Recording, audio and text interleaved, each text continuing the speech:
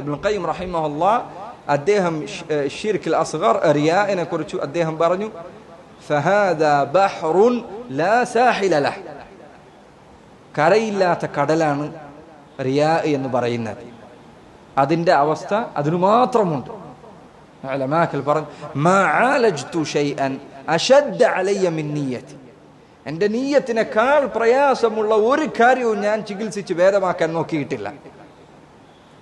ഞാനത് ഓരോ സന്ദർഭത്തിൽ ശരിയാക്കുമ്പോഴും അത് വേറൊരു കോലത്തിൽ കയറി വരും. നിസ്കരിക്കാൻ നിൽക്കുമ്പോഴേ നമ്മൾ എന്തെങ്കിലും ഒരാൾ കയറി വന്നു, നിസ്കാരത്തിൽ കയറി വന്നു, അപ്പോൾ നമ്മൾ നിസ്കാരമൊക്കെ ഒന്ന് വൃത്തിയാക്കി നമ്മൾ മനസ്സിൽ പറഞ്ഞു ശരിയാക്കാൻ പാടില്ല, അങ്ങനെ പാടില്ല, അവനെ കാണിക്കാനും ഇല്ല, അള്ളാഹുവിന് വേണ്ടി ഇബാദത്ത് ചെയ്യണം. അങ്ങനെ നിസ്കാരം തുടരുമ്പോൾ മനസ്സിൽ വേറെ ചിന്ത വരും.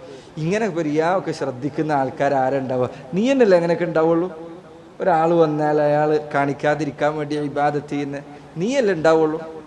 അതെങ്ങാനും നിനക്ക് തിരിച്ചറിയാൻ സാധിച്ചാൽ, ഓ എൻ്റെ മനസ്സിൽ അങ്ങനെ ഒരു ചിന്ത വരുന്നുണ്ടല്ലോ എന്ന് പറഞ്ഞ് അത് തിരുത്തി കഴിഞ്ഞാൽ അപ്പം അടുത്ത ചിന്ത വരും. ഇതിനെക്കുറിച്ചൊക്കെ വിവരമുള്ള വേറെ ആരെങ്കിലും ഒക്കെ ഉണ്ടാവോ? ഇങ്ങനെ ശരിക്ക് റിയാഇന് ഇത്ര സൂക്ഷ്മമായ വശമുണ്ട്, ഇതൊക്കെ ശ്രദ്ധിക്കുന്ന ആരെപ്പോഴുണ്ടാവും? നീ എന്നല്ലേ ഉണ്ടാവുള്ളൂ.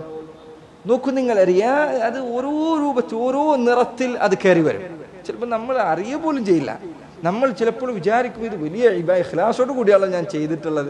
ഒരു 5-10 ദിവസം കഴിഞ്ഞ ഇബാദത്തിലേക്കൊന്ന് തിരിഞ്ഞു നോക്കിയാൽ നമുക്ക് മനസ്സിലാവും അത് ഇന്നവനെ കാണിക്കാനായിരുന്നു, അത് വേറൊരുത്തന് വേണ്ടിയിട്ടായിരുന്നു, ഇയാൾക്ക് വേണ്ടിയിട്ടായിരുന്നു. നമ്മുടെ ഇബാദത്തുകൾ ഒരു 5-6 ദിവസം കഴിഞ്ഞ് തിരിഞ്ഞു നോക്കാം. ആ ചെയ്ത ഇബാദത്ത് അത് അള്ളാഹ്ക്ക് വേണ്ടി തന്നെയായിരുന്നോ? ഞാൻ അയാൾക്ക് കൊടുത്ത നസീഹത്ത് അള്ളാഹുവിന് വേണ്ടി തന്നെയായിരുന്നോ?